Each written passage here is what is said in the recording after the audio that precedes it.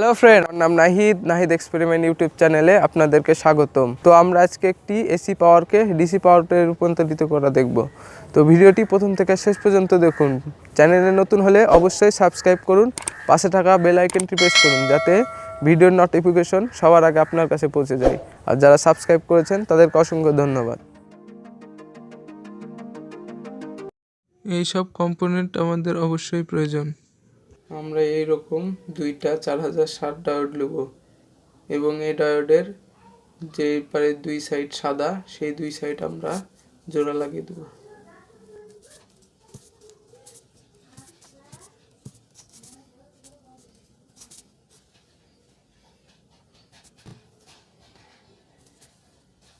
এবার আমরা এরকম 4060 আরও দুইটা ডায়োড নেব এবং এই দুইটা ডায়োডের যে কালো দুই সাইড আছে সেই কালো দুই সাইড আমরা এভাবে জোড়া লাগিয়ে দেব।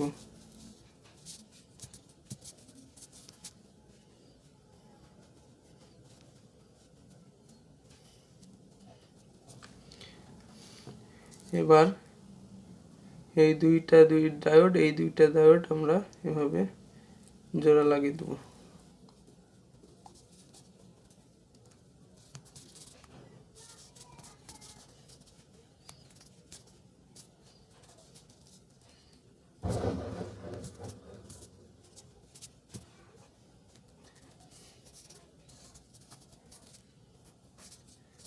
দেখুন, এটা জোড়া লাগানোর পরে এইরকম হবে।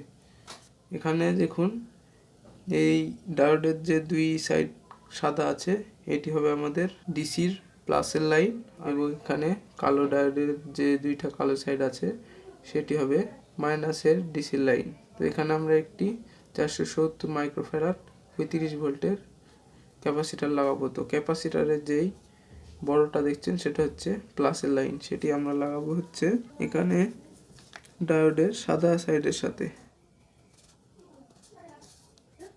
এবার এখানে যেই ক্যাপাসিটারের ছোটটা আছে অর্থাৎ মাইনাসটা, সেটি লাগাবো হচ্ছে ডায়োডের কালো দুই সাইডে। তো এটি আমাদের রেডি।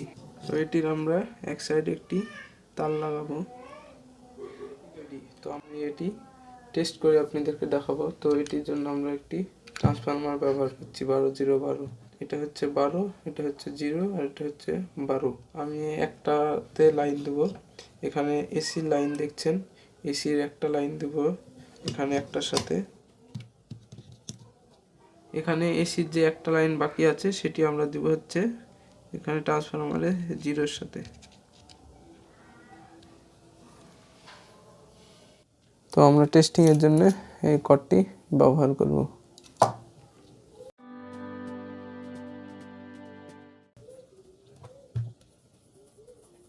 তো এবার আমরা এখানে ট্রান্সফরমারে লাইন দিই,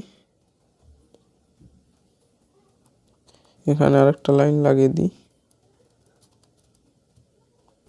এখানে আমরা কারেন্টের লাইন দিব। তো আমরা এখানে মাল্টিমিটার নিব, যেখানে আমরা ডিসি রেঞ্জে সেট করব 20 ভোল্ট। তো এবার আমরা মাল্টিমিটার দিয়ে এটি টেস্ট করে দেখব। তো আমরা এখানে এই দুইটা ডায়োডের সাদা সাইডে প্লাসের লাইন, আর এখানে হলো দুইটা ডায়োডের কালো সাইড হচ্ছে মাইনাসের লাইন। তো দেখুন, এখানে ডিসি 16 ভোল্টের মতন পাচ্ছে। এখানে 12 ভোল্টের জায়গায় 16 ভোল্ট পাওয়ার কারণ হচ্ছে এই ক্যাপাসিটারের কারণে। এটা হচ্ছে সার্কিট ডায়াগ্রাম। যদি ভিডিওটি ভালো লাগে তাহলে অবশ্যই লাইক করুন, শেয়ার করুন, আর ভিডিও সম্বন্ধে যে কোনো ধরনের প্রশ্ন থাকলে অবশ্যই কমেন্টে জানাবেন। তাহলে দেখা হচ্ছে সামনের ভিডিওতে।